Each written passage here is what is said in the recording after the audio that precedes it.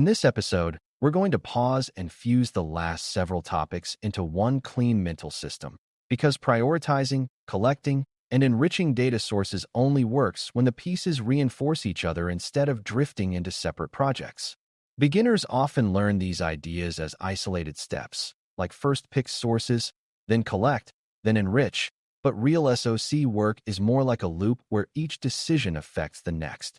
If you prioritize poorly, you collect the wrong things and waste capacity. If you collect well but ignore enrichment, you generate alerts that are slow to triage and hard to trust. If you enrich without a plan, you can increase risk and complexity without improving decision speed. A spaced review is useful here because the exam expects you to reason about the whole chain, not just define vocabulary, and because blind spots usually appear in the seams between steps, not inside a single step. The goal for this review is to help you hold a simple, repeatable way of thinking in your head so you can design a telemetry program that sees meaningful behavior, supports fast decisions, and avoids the false confidence of collecting a lot of irrelevant data. Before we continue, a quick note. This audio course is a companion to our course companion books. The first book is about the exam and provides detailed information on how to pass it best. The second book is a Kindle-only ebook that contains 1,000 flashcards that can be used on your mobile device or Kindle. Check them both out at cyber.author.me in the Bare Metal Study Guide series. Start by locking in what prioritization really means in a SOC context, because it is not the same as choosing your favorite log sources. Prioritization is deciding which signals are most valuable for the organization's highest risks, and that requires connecting data sources to the questions you must answer during an incident. The fastest way to do that is to think about what the business depends on, how access happens, where sensitive data lives, and what systems would cause major harm if compromised.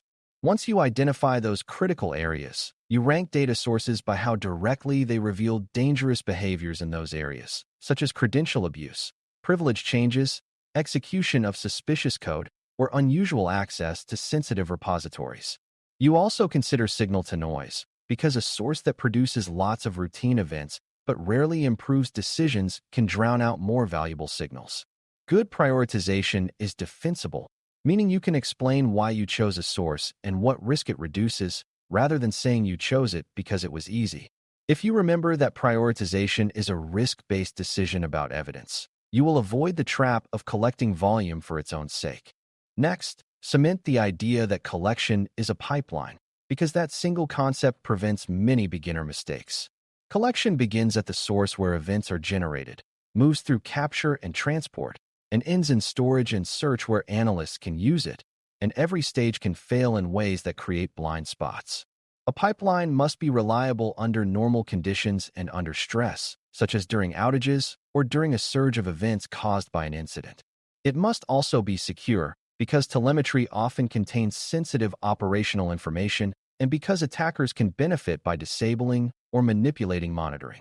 That means you need protected transport, authentication between components, and access control so that collectors can read what they need without becoming a shortcut to administer systems.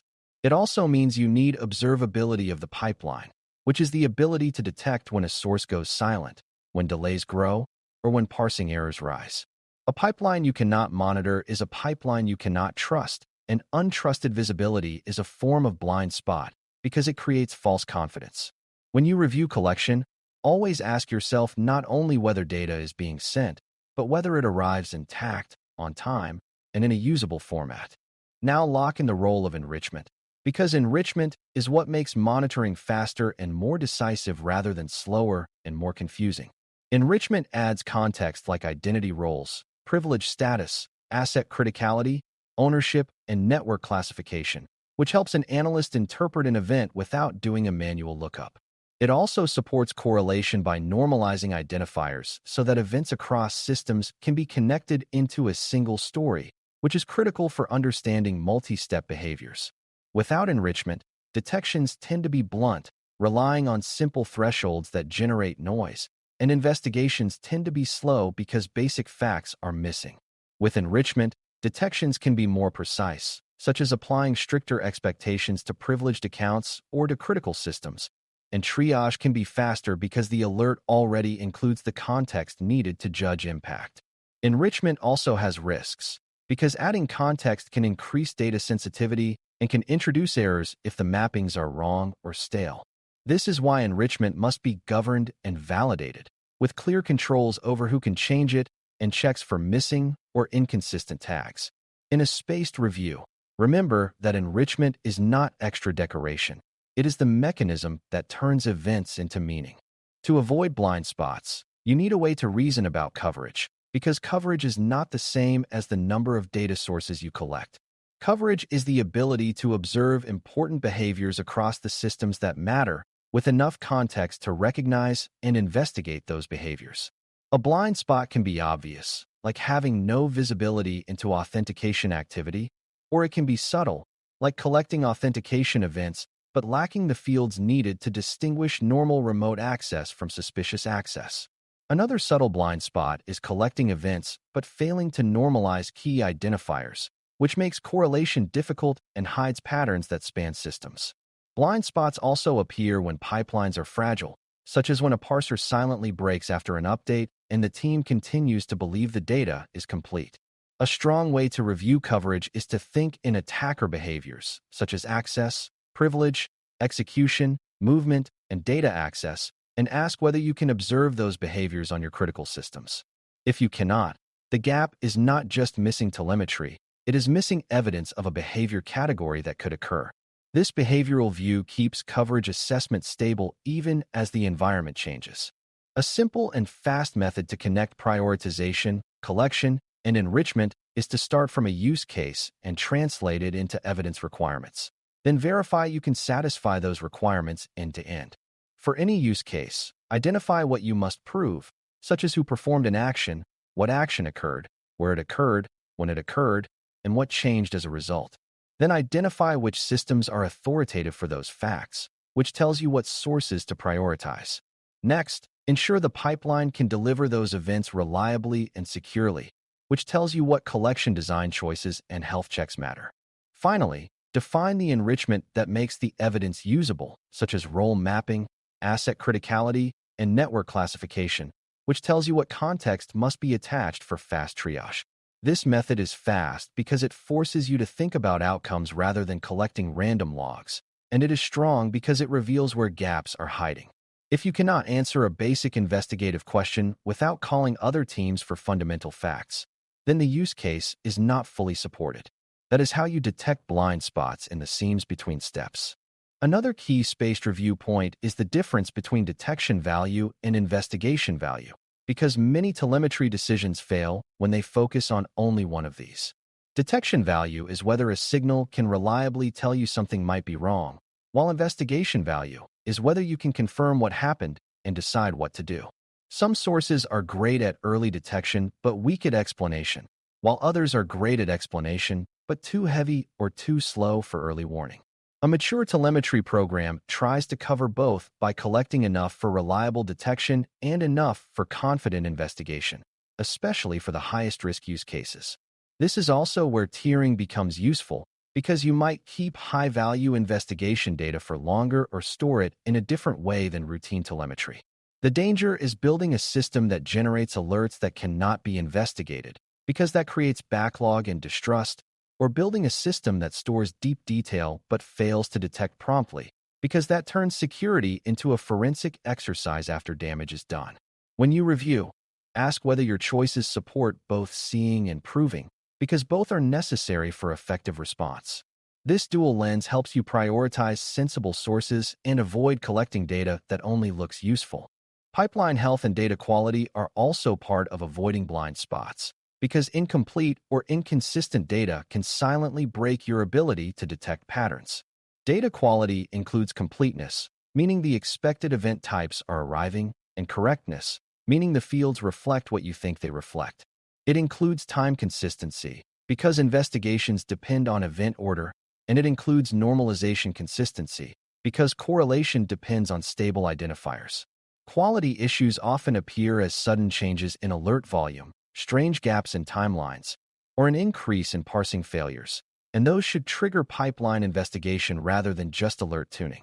A key habit is to treat missing data as an incident for the monitoring system itself, because losing visibility is a high-impact event even if no attacker is involved. Another habit is to use the same evidence-based thinking for pipeline reliability that you use for threat detection, meaning you watch for signs that the system is drifting away from expected behavior. When you keep quality in focus, you reduce the risk of being blind without realizing it, which is one of the worst outcomes for ASOC. In spaced review terms, remember that good monitoring is not only about what you collect, but about how trustworthy what you collect remains over time. Enrichment validation is its own blind spot prevention tool because wrong context can mislead decisions even when raw data is correct. If an account is incorrectly tagged as non-privileged, risky activity might be downplayed. And if a critical database is incorrectly tagged as low impact, response urgency might be reduced. If network ranges are outdated, legitimate internal traffic might be misclassified as external, creating noise that hides real issues. Validation can include checks for missing tags, checks for unusual shifts in criticality labels, and checks for identity attributes that suddenly change without a known reason. It also includes understanding the freshness of enrichment sources, because some context changes quickly, like role assignments, while other context changes slowly, like asset ownership. A good enrichment program is careful about what it attaches permanently and what it looks up dynamically, because stale context can create long-lived confusion. For beginners, the key is to treat enrichment as part of the monitoring system's integrity, not as a convenience feature. When enrichment is accurate and well-governed, it speeds triage, improves detection precision, and reduces blind spots created by misinterpretation. Finally, a spaced review way to keep everything aligned is to adopt a continuous improvement loop, because telemetry programs cannot be perfect at first, and they do not stay perfect without care. Every investigation teaches you which sources were helpful, which sources were missing, and which context would have made decisions faster. Every major system change teaches you where pipelines break and which parsers or mappings are fragile. Every tuning cycle teaches you whether noise is caused by poor detection logic or by missing enrichment that would separate normal from abnormal. The loop is simple. Prioritize based on current risk and use cases, collect through a reliable pipeline, enrich for fast decisions, validate quality, and then refine based on what you learn. This loop is how you gradually eliminate blind spots without drowning in complexity. It also keeps your work defensible because each change is tied to a need revealed by evidence, not to random expansion. When you can describe this loop clearly, you are demonstrating the kind of reasoning the exam expects from someone who understands SOC operations. As we close, hold on to one integrated takeaway. Prioritization chooses the evidence that matters, collection delivers that evidence reliably and securely, and enrichment turns that evidence into fast, confident decisions. Blind spots appear when any link is weak, such as when priorities ignore critical business workflows, when pipelines fail silently, when identifiers are inconsistent, or when context is missing or wrong. The best defense against blind spots is to think in behaviors and use cases, define what must be observable, and then verify that your end-to-end system can support detection and investigation with trustworthy data. When you treat telemetry as a living program with validation and feedback, you avoid the false confidence that comes from volume alone. For the exam and for practical thinking, remember that effective SOC visibility is not about collecting everything. It is about collecting the right things, delivering them reliably, and enriching them so that monitoring becomes decisively faster and more accurate. Thanks for listening. For more audio courses, daily newsletters, and more, please visit baremetalcyber.com.